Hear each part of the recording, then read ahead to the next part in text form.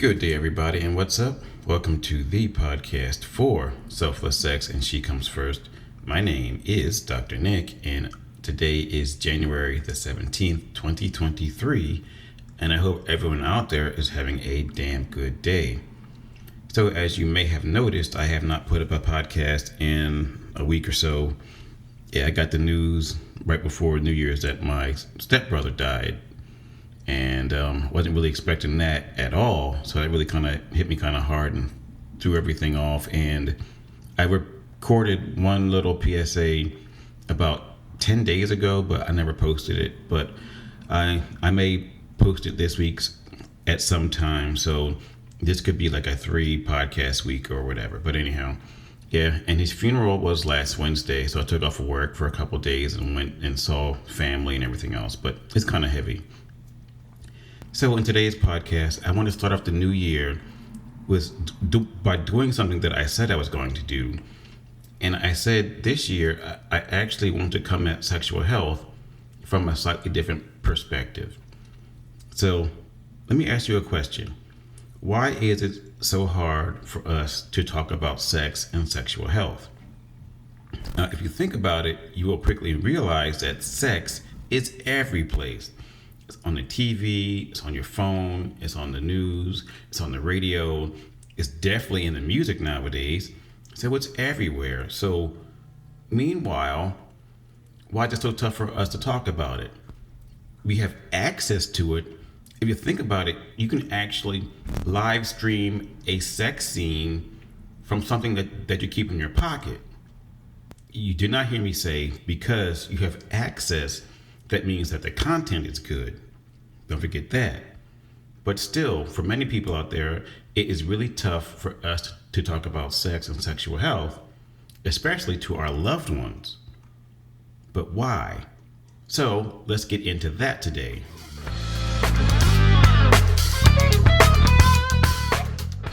So there was a nice article written way back in 2014 by Maddie Silver, and basically he breaks it down like this. He says, sexual communication involves a degree of risk.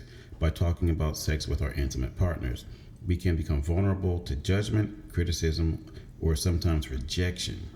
Revealing your sexual wants and desires to your partner can be scary, especially if your partner's reaction is not positive, which can make you feel ashamed or humiliated. There is also a fear of hurting each other's feelings.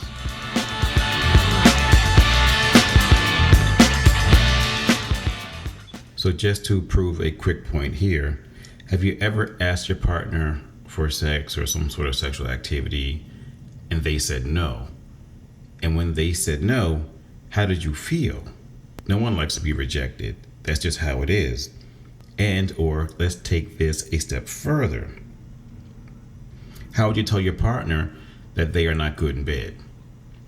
Would you just lie there and take it? It does not matter whose gender I'm talking about here.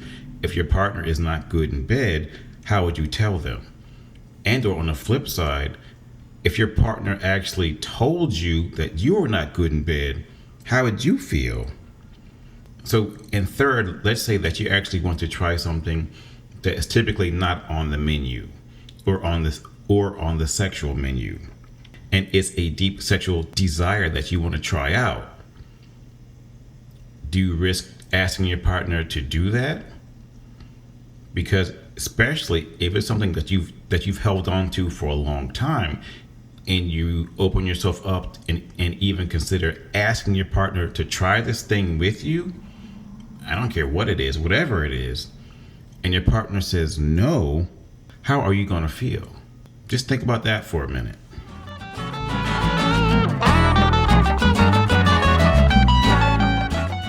So I came across another article in Psychology Today from 2018 called Why Is It So Hard to Talk About Sex? And as they typically do, they summed up a few research articles on this issue. And basically they said this: those couples who had constructive conversations about sex and sexual health generally had a more satisfying sex life and were happier in their relationships.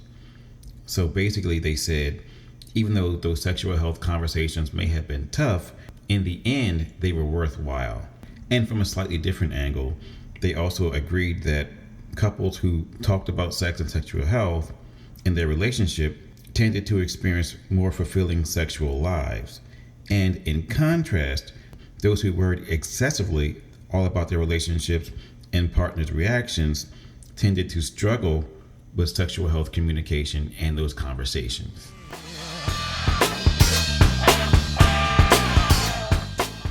I can definitely say that there is one thing that all of us out there agree. The sexual therapists, the sexual counselors, the sexual health educators, we all can agree that it is very important for you to talk about sex with your intimate partner. Period. No more, no less. That's just how it is. And at the same time, myself as an educator, I do believe it is very important for you to educate yourself all about sex and sexual health, especially in the area that you want to talk to your partner about. Just think about it. How can you talk about something when you don't know anything about it?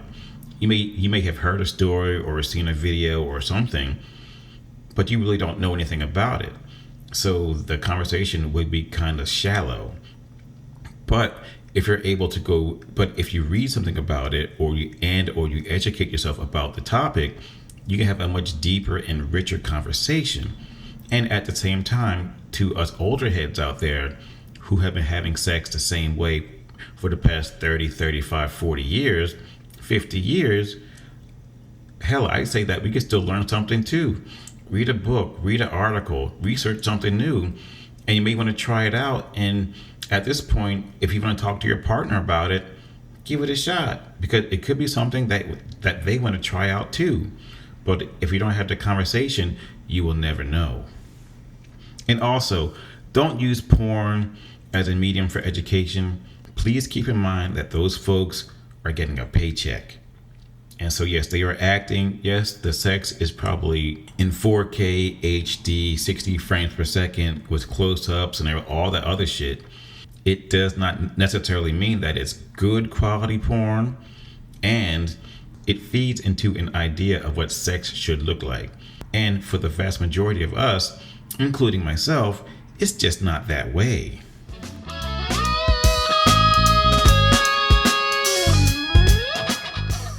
Oh yeah, one more thing.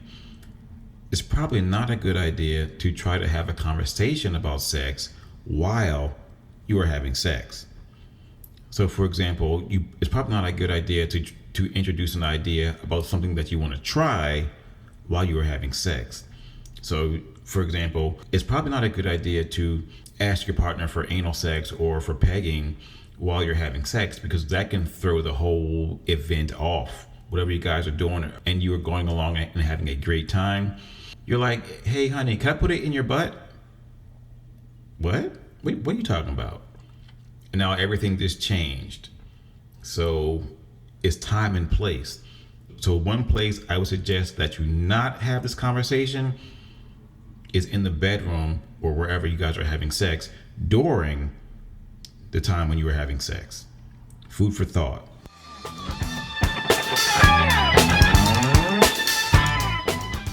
So yes, having that conversation with your partner about sex and sexual health can be difficult, but in the end, it may be worth it. And before I go, let me put a few I statements on this conversation. It's like really quickly, there was a girlfriend I had, and we had been like looking at each other for a while. So we started to date. And, of course, we started engaging in sexual activities, and she would say, no, I don't like to do that. I'd say, okay, no problem. And then we'd try something else, and, oh yeah, I don't like to do that either. And I don't do that. I don't do this, that other thing. I don't do this, that, or that. So for me, we were not compatible in the area of sexuality and sexual health. And we actually had that conversation outside of the bedroom. So yes, we are still friends. There's no anger. There's no venom there at all. We still talk from time to time. But having my sexual needs and desires were really important to me. So I realized it just wasn't going to work. And she realized that too. So on that note, I'm out. You guys have a great day. Stay tuned. And I'll talk to you soon.